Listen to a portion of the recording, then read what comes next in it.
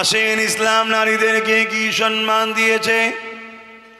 আল্লাহ নবী দরবারে একটা ব্যক্তি চলে আসলো, ইয়া রাসূলুল্লাহ হাবিবাল্লাহ, ইসলামের সব থেকে আমার উপরে কার হক বেশি?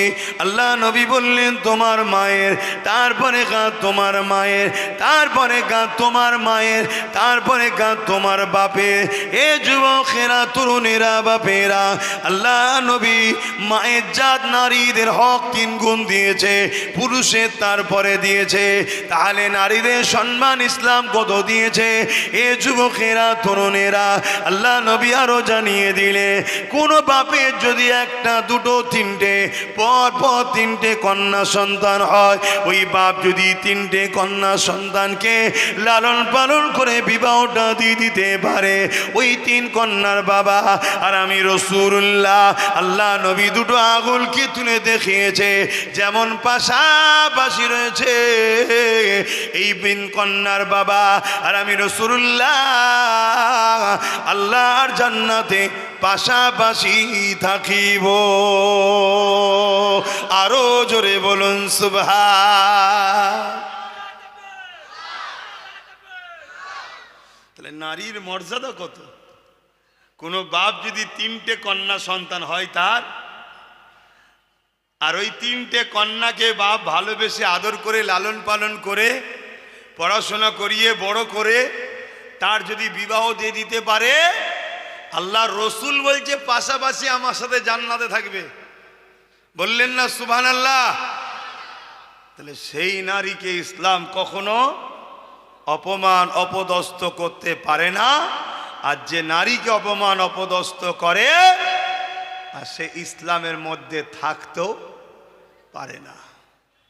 অতএব বাপ, কিন্তু আমার মায়ের জাতেদের বলবো, নিজের সন্তানদের ঘরে 3টে শিক্ষা অবশ্যই দেবেন। আল্লাহ রসুল বলেছেন প্রত্যেকটা মা বাপের দায়িত্ব সন্তানকে 3টে শিক্ষা দেওয়া। নাম্বার 1 নবীর প্রেম, নাম্বার 2 আহলে রসুলদের প্রেম, নাম্বার 3 কোরআনের শিক্ষা। এই 3 শিক্ষা দেওয়ার পর আপনি আপনার বাচ্চাকে জিনার লাইনে পড়ান, ডাক্তার বানান, উকিল বানান, ডিএম বানান, আইএস বানান, আইপিএস বানান, পুলিশ বানান, জজ বানান, নেতা বানান, যা খুশি বানান। এই 3 শিক্ষা যদি থাকে, আপনার ছেলে কখনো জালিম হবে না, চরিত্রহীন হবে না, ঘুষখোর হবে না, কখনো জালিম হতে পারে না। কেন? যার দিলে রসুলের মহাব্বত থাকে, তার মধ্যে ঈমান আছে। ঈমানদার কখনো জালিম হতে পারে না, আর জালিম কখনো ঈমানদার হতে পারে না। এটা মাথার মধ্যে ঢুকে লাও। যে জুলুম করে, তার নাম যদি আব্দুর রহমান, আব্দুল খাদেক, আব্দুল সত্তার, আব্দুল্লাহ যাই হোক না কেন, হয়তো মুসলিম ঘরে জন্মও নিয়েছে, কিন্তু মনে রেখে দেবে, জালিম কখনো মুসলমান ঈমানদার হতে পারে না, আর ঈমানদার কখনো জালিম হতে, জোরে বলেন, হতে পারে না। ইসলাম জুলুমকে মিটাবার নাম। ইসলাম জুলুম মিটাবার নাম, জুলুম করার নাম ইসলাম নয়। তাহলে আজকে যারা জুলুম করবে, সে যদি মুসলিম দাবিদার হয়, সে যদি নামাজিও পড়ে, হাজিও পড়ে, হজও করে, রোজাদারও হয়, জেনে রেখে দিও ইসলাম থেকে বেরিয়ে গেছে। এর সঙ্গে ইসলামের কোনো কানেকশন নেই, কোনো সম্পর্ক নেই। কেন? ইসলাম কারো বাপের মন করা ধর্ম নয়। ইসলাম আমেনা লালের কথা মতো চলতে হবে। জোরে বলুন সুবহানাল্লাহ। আমার নবী পাক সাল্লাল্লাহু আলাইহি ওয়াসাল্লাম এই দুনিয়ার বুক থেকে জুলুমকে মিটিয়েছে, সন্ত্রাসকে মিটিয়েছে, হিংসাকে মিটিয়েছে, দাঙ্গাকে মিটিয়েছে, অত্যাচারকে মিটিয়েছে, দাসত্ব প্রথাকে বন্ধ করেছে, মানুষকে আজাদ করিয়েছে। এই কাজ করতে গিয়ে আল্লাহ নবীকে কত জুলুমের শিকার হতে হয়েছে। এমনও দিন গেছে আল্লাহ নবী পাহাড়ে মাসকে মাস পাহাড়ে থাকতে হয়েছে। সোশ্যাল বয়কট করেছে আমার নবীকে। চলে গেছে, ওখানে গিয়ে গাছের পাতা ফল মূল খেয়ে জীবন লালন পালন করে, আর রাত্রিরে গোপনে গোপনে এসে মানুষকে ইনসাফের কথা শিখায়, ন্যায়ের কথা শিখায়, মানবতার কথা শিখায়, জুলুমের বিরুদ্ধে থাকার কথা বলে। আজ যদি কোনো মুসলিম দাবি করে জুলুম করে, সে কখনো মুসলমান হতে, জোরে বলুন, পারে না। মনে রাখবেন, আমার রাসূল পাক সাল্লাল্লাহু আলাইহি ওয়াসাল্লাম তিনি এই জুলুমের বিরুদ্ধে কথা বলার দরুন তৎকালীন সময় যারা শাসক ছিল, আবু জেহেল, উতবা, সাইবা, আবুল আহাব, উমাইয়া, এরা আমার রাসূল পাক সাল্লাল্লাহু আলাইহি সাল্লামের জন্য কুয়া পর্যন্ত খুঁড়েছে। আমার নবীকে ওই কুয়াতে ফেলে মাটি চাপা দিয়ে মেরে দেবে, কিন্তু আল্লাহর মর্জি, আবু জেহেলি ওই কুয়ার মধ্যে এসে পড়ে গেছে, কেউ তুলতে পারছে না। যত রশি বাড়ায় সেই কম পড়ে যায়। আমার রাসূল পাক সাল্লাল্লাহু আলাইহি সাল্লামকে ডাকা হলো। আল্লাহ নবী বললেন, চাচা এখানে কুয়ায় কি ব্যাপার, কি ব্যাপার এখানে? না, আমি তোমাকে ফেলার জন্য কুয়া খুঁড়েছিলাম, আমি পড়ে গেছি। আল্লাহ নবীকে আবু জেহেল বলতে লেগেছে, আমাকে উঠাও এখান থেকে, আমি তোমার কথা মেনে নেব, আমাকে উঠাও। আল্লাহ নবী হাত বাড়ালেন, আবু জেহেল হাত পেয়ে গেল, আল্লাহ নবী টেনে তুললেন। উঠার পরে যতজন মানুষ ছিল সবাই রাসূলুল্লাহর হাতে হাত দিয়ে কলেমা বলল, কিন্তু আবু জেহেল বলল, মুহাম্মদ তুমি কত বড় জাদুকর, নাউজুবিল্লাহ। কেন? কপাল ফাটা, পরিবর্তন হলো না। হিদায়েত আল্লাহর পক্ষ থেকে যদি কারো কপালে না থাকে, সে যখন বুঝতে পারবে যে আমার পায়ের তলার মাটি সরে যাচ্ছে, আমাকে মিটিয়ে দেওয়ার প্ল্যান চলছে, তারপরেও কিন্তু সে পরিবর্তন হতে পারবে না। কেন? তার কপালে যদি আল্লাহ হিদায়েত না রাখে। কথা শুনছেন? কিন্তু আমাদের ডিউটি খুলে আম আপনাদেরকে শোনাতে হবে হক কথাটা। যদি শোনার পরেও দুটো মানুষ পরিবর্তন কপালে থাকে, তার মধ্যে একটা হালচাল শুরু হবে, সে পরিবর্তন হয়ে যাবে। আর যদি কপালে পরিবর্তন না থাকে, হাজারো বুঝালো পরিবর্তন হবে না। কিন্তু এটা আমাদের ডিউটি, আমাদের মানুষকে বোঝানো দরকার। এ দুনিয়ার মানুষেরা আল্লাহ নবী নারীদের অধিকার দিবার জন্যে, সমাজে ইনসাফ কায়েম করার জন্যে, ন্যায় প্রতিষ্ঠিত করার জন্যে আল্লাহ নবী কতটা কষ্ট করেছে। যখন মক্কার মানুষেরা আমার নবী পাকের কথা আর মানছে না, আল্লাহ নবীর কথা শুনছে না, নবী পাককে জানে মেরে দিবার পরিকল্পনা করেছে। দারুন নাদুয়াতে বসে মিটিং হয়েছে, আমার রাসূলুল্লাহ শহীদ করে দেবে, আমার নবী পাককে জানে মেরে দেবে। এ যুবকেরা, আমার নবী পাক তখন মক্কা জমিন থেকে ওই তায়েফের জমিনে গেল। তায়েফের মানুষকে দিনের কথা শোনাবে, ইনসাফের কথা শোনাবে, ইনসানিয়াতের কথা শোনাবে, মানবতার কথা শোনাবে, ন্যায়ের কথা শোনাবে। তায়েফের দিকে আল্লাহ নবী যখন রওনা দিয়েছে, মক্কার সন্ত্রাসীরা, মক্কার জালিম নেতারা তায়েফের নেতাদের কাছে দুধ পাঠিয়ে দিল। দ্রুত ঘোড়ার পিঠে চেপে ওই তায়েফের কাছে চলে গেল। এ তায়েফের সরদারেরা, এ তায়েফের নেতারা, মুহাম্মদ রাসূল তায়েফে আসছে, তিনি যেটা বলেন সত্য বলে, তিনি যেটা বলে ঠিক বলে, কিন্তু তিনার কথা যদি মেনে নাও, তাহলে আমাদের জুলুমের সাম্রাজ্য মিটে যাবে, আমাদের অন্যায় সাম্রাজ্য মিটে যাবে, আমাদের মানুষকে লুটে রাখার সাম্রাজ্য মিটে যাবে। মানুষের মধ্যে আমরা আতঙ্ক তৈরি করে রেখেছি, মানুষ আমাদের কৃতদাসী রয়েছে। মুহাম্মদ রাসূল মানুষকে দাসত্ব প্রথা থেকে আজাদ করতে এসেছে। আজকেও যেমন অনেক মানুষ আছে, অনেক মানুষ আছে আজকে অনেক জায়গায় যেতে ভয় করে। আব্বাস সিদ্দিকী আসছে, না বাবা যাবনি, কোথায় এলাকায় কেউ দেখে ফেললে যদি পরে ঘর ভেঙে দেয়, যদি পরে মারে। অনেকে যদিও বা আসে, নুকিয়ে নাকিয়ে আসে, কোনো রকমভাবে চুপচাপ বসে থাকে, সাধারণ ড্রেসে আসে, যেন কোনো বাজারে গেছিল ব্যাগ নিয়ে বেরিয়ে পড়ে। এভাবে নুখিয়ে না খেয়ে এই যে মানুষ পরাধীন, এটা মানুষ আজাদ নয়, মানুষ স্বাধীন নয়, মানুষ পরাধীন।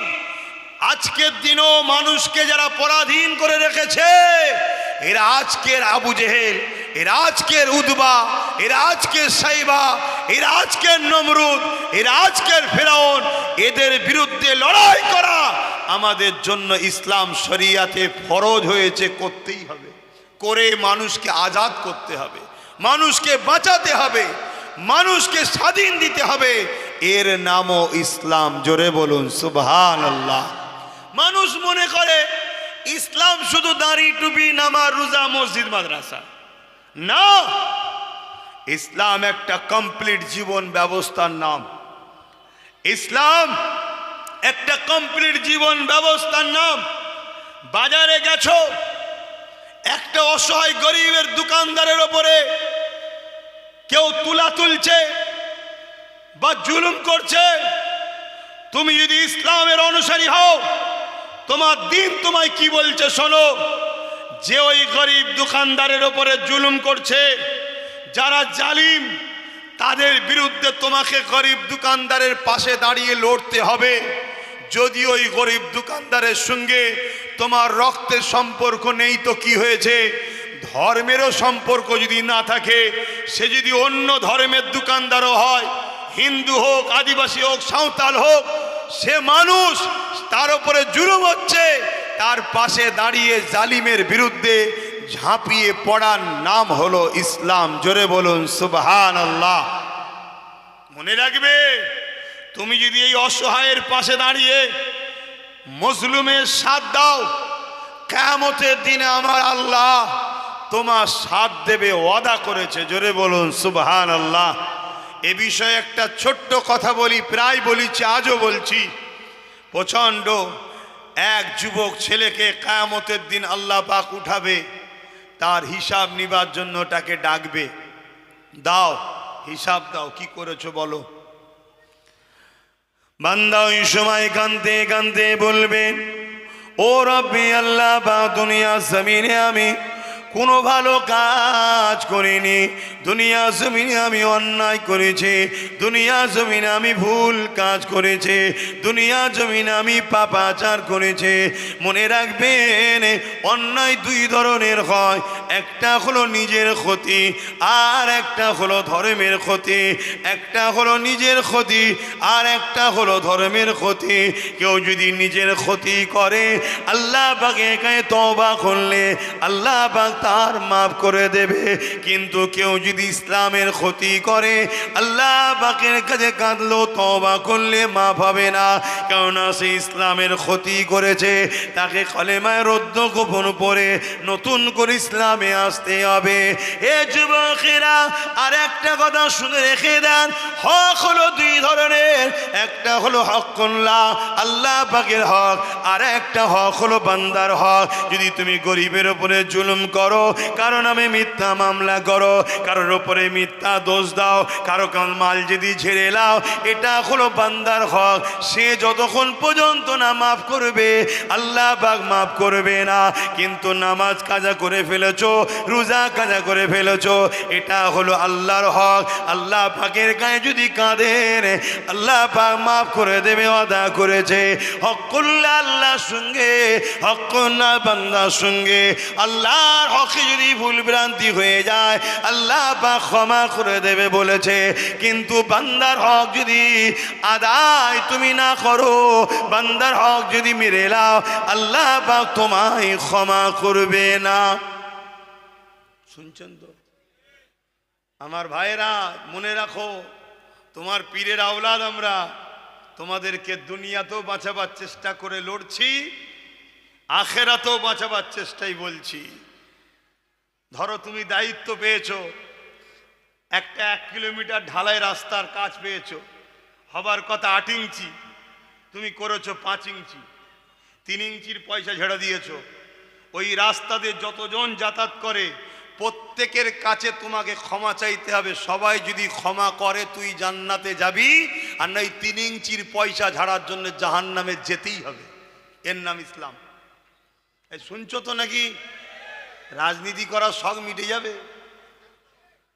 এখন তো লোক রাজনীতি করে হারাম খেয়ে লুটে বড় লোক হবে বলে। আর যখন এই সিস্টেমকে ব্রেক করার জন্য নবী খানদান থেকে কেউ আসে, তখন এই মুসলিম ঘরে কিছু হারামখোর বেঈমান অবৈধ সন্তান বেরিয়েছে, নবী বংশের আওলাদের সমালোচনা করে। কথা বুঝে আসছে না? নাই?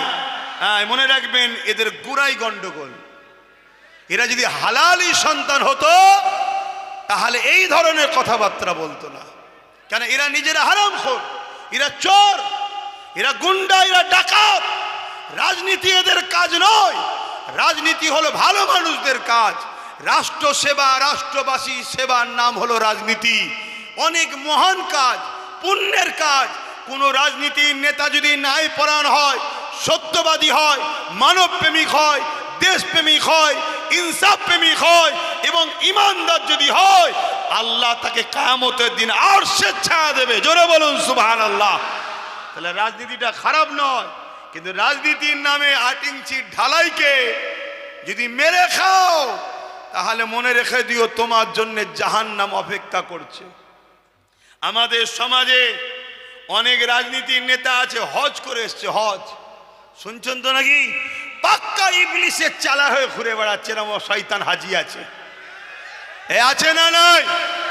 এতিমের মাল খায়, বিধবার মাল খায়, তেরপল চুরি থেকে শুরু করে, চাল চুরি থেকে শুরু করে, এ হারামখোর কোনো কিচ্ছু বাদ দেয় রে। অথচ এদের জন্য ইসলামকে কলঙ্কিত হতে হচ্ছে। এদের জন্য মানুষ ইসলামকে দেখায়, এদের জন্য মানুষ ইসলামের বিরুদ্ধে কলম চালায়। কিন্তু ওই সকল মানুষ জানে না এ হাজি তো কি হয়েছে, এ হাজি জাহান্নামে যাবে যদি এ গরিবের উপরে জুলুম করে থাকে। এর নাম ইসলাম। ইসলাম কাউকে ছাড় দেয়নি। ইসলাম একটা রুলসের নাম, নীতির নাম, পথের নাম, রাস্তার নাম। এই পথের বাইরে গেলে সে যেই হোক তার ছাড় নাই। শুনছেন তো? কিন্তু একটা সাধারণ মানুষ ভুল করা আর একটা নামাজি, মুসল্লি, হাজি, পীর, পীরজাদা ভুল করা এক নাকি ভাই? লোক আঙুল তো এই দিকে দেখাবে, এই দেখ কত বড় মুখে দাঁড়িয়ে রেখে মাথায় টুপি দিয়ে হজ করেছে, দেখ হারামখোর ঘুরছে। তাহলে কোথায় গেল? হজকে টানছে। এ কথা বুঝে আসছে না? নাই? অতএব বাপ আপনাদেরকে বলবো, ইসলামকে মানুন, ইসলাম অনুযায়ী জিন্দেগি গড়ুন, ইসলাম অনুযায়ী চলুন। একটা হক্কুন নাস আর একটা কি? হক্কুল্লাহ। আল্লাহর হক, বান্দার হক। যদিও হজ না করে, আল্লাহর কাছে যদি কাঁদাকাঁদি করে তওবা করে, আল্লাহ বলেছে আমার হক আমি মাফ করে দেবো। জোরে বলুন সুবহানাল্লাহ। কিন্তু কোন গরিব মানুষ, নিরীহ মানুষ, অসহায় মানুষ তার ঘরের ছেলেকে মিথ্যা কেস দিয়েছে, শুনছেন? এরকম হয় না? হয় না? আর কেস হলে তো প্রশাসন বন্ধুদের নিরুপায়, শুনছেন না? শোনেন না? তাদেরকে ধরতে হবে, না ধরলে আবার ওপর থেকে চাপ আসবে। কি গো, হাবলদার হওয়ার শখ গেছে? ব্যাস, তারাও নিরুপায়। তো এই যে মিথ্যা কেস দিল, এটা হলো হক্কুন নাস। যতক্ষণ পর্যন্ত না ওই ছেলেটা যার নামে কেস হলো ও দোষী নয়, ও যদি মাফ না করে, তুমি যেই হও, তোমার যদি সেজদায় পড়ে কপালে কালো দাগও করে ফেলো, আল্লাহর রসুল বলছে তোমায় জাহান্নামে যেতে হবে, মাপ নাই। শুনছেন তো ভাই? তাহলে তোমাদের ঘরেও বলে যাচ্ছি, শুধু আজ শুনলে হবে না, তোমরাও যদি কারোর উপরে জুলুম করো যে আমরা ভাইজানের সাথে আছি, না না, আল্লাহর দ্বীনের বিরুদ্ধে গেলে তোমাদেরকেও আল্লাহ ছাড়বে না। আমার কথা শুনছো? এটা মনে রেখে দিও। তবে এটাও বলে যাচ্ছি, মজলুমের পাশে দাঁড়িয়ে জালিমের বিরুদ্ধে লড়াই যদি করো, আর এই লড়াই করতে গিয়ে তুমি যদি কেউ মারা যাও, আল্লাহ তোমার জীবনের গুনাহ মাফ করে জান্নাত দেবে। জোরে বলুন সুবহানাল্লাহ। আরো জোরে বলো সুবহানাল্লাহ। কেন? তুমি আল্লাহর সৃষ্টিকে বাঁচাবার জন্য লড়াই করেছো। এ বিষয়ে ছোট্ট একটা কথা বলে যাচ্ছি। প্রচন্ড গরমের সময় এক পশুকে গাছতলাতে সকাল সকাল বেঁধেছে তার মনিব, দুনিয়ার মালিক বেঁধেছে। আর সূর্য ঘোরার সাথে সাথে